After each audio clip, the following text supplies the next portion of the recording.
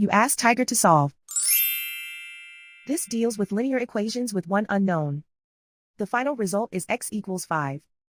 Let's solve it step by step. Simplify the expression. Simplify the arithmetic.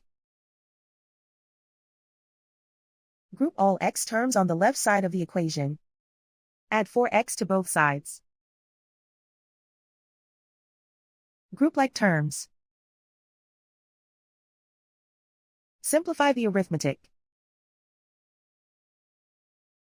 Group like terms.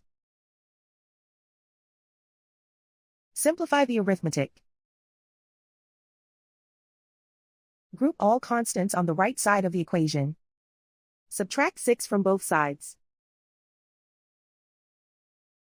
Simplify the arithmetic.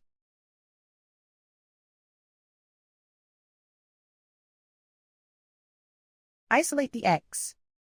Divide both sides by -5. Cancel out the negatives. Simplify the fraction. Cancel out the negatives. Find the greatest common factor of the numerator and denominator.